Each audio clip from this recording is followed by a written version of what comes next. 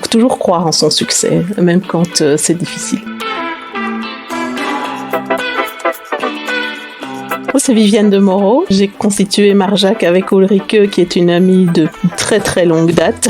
Nous nous sommes connus dans un cabinet d'avocats ici de la place. Mon nom est Ulrike Jacquin-Becker. Je suis avocate franco-allemande et également de nationalité luxembourgeoise.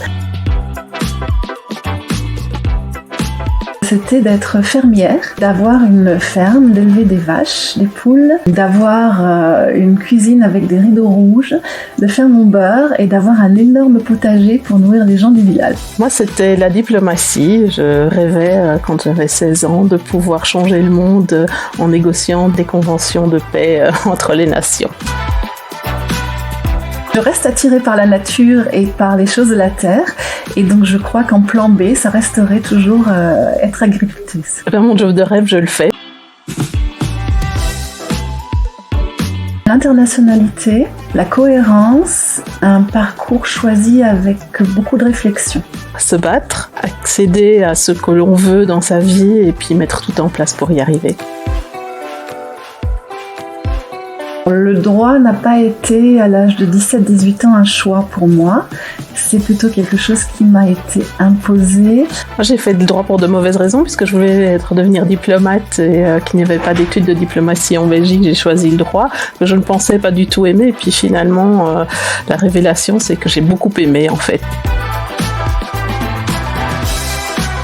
C'est notre passage à Viviane et moi chez le notaire pour constituer la société. Le rendez-vous lui-même, la chaleur qui s'en est dégagée, le fait d'avoir mis le jean que j'adore pour aller à un rendez-vous professionnel, c'était juste signe de liberté et d'autodétermination. Pour moi, un moment très marquant dans ma vie, c'est le jour où j'ai appris que j'avais un cancer et qui m'a en fait obligée à repenser complètement ma vie et puis me dire qu'est-ce que je veux absolument et à laisser tomber les barrières de la peur et de se dire bon, si c'est ça que je veux, tant pis, j'y vais.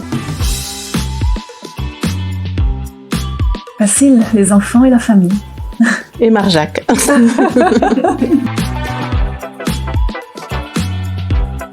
Nous avions toutes les deux un beau parcours dans des cabinets d'avocats, mais on se rendait bien compte que ça ne correspondait plus à nos valeurs personnelles. On avait envie de faire les choses autrement. On avait envie de pouvoir travailler avec les valeurs qui sont les nôtres, c'est-à-dire beaucoup plus humanistes, dans le respect. Complémentarité, transparence, puisqu'on discute beaucoup. La vue vers le futur, oui, la vision. La vision.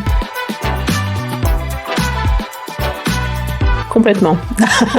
La finance est extrêmement masculine. Le challenge, il était double en fait. C'est pas seulement de créer un cabinet, mais dans la finance, dans un monde qui est non seulement masculin, mais très compétitif.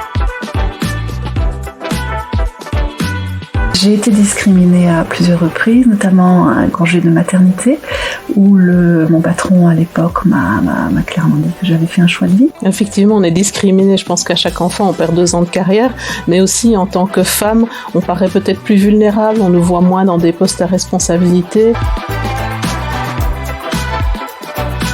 Moi, je dirais qu'il est principalement d'une grande efficacité. On va droit au but. Et il est vrai aussi, on ne ment pas.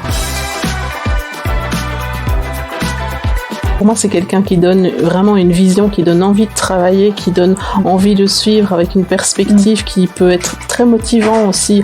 On espère que le jour où on a des collaborateurs, ils ont envie de tout donner juste pour travailler avec nous. Il ne faut pas hésiter à oser. Il faut se lancer, pieds joints dedans. Oser, alors bien sûr, oser être soi-même, mais oser penser différemment et oser créer quelque chose. C'est être quelqu'un qui est maître de son destin, qui n'est pas dépendant des autres, qui est libre dans sa pensée, libre financièrement. C'est quelqu'un qui s'accomplit. Je pense que c'est quelqu'un qui vit sa vie à 300% et qui peut mettre de côté les barrières et les peurs. Pour moi, c'est Simone Veil. Personnellement, c'est Sœur Emmanuelle. C'est le yalla, vas-y, allez, avance.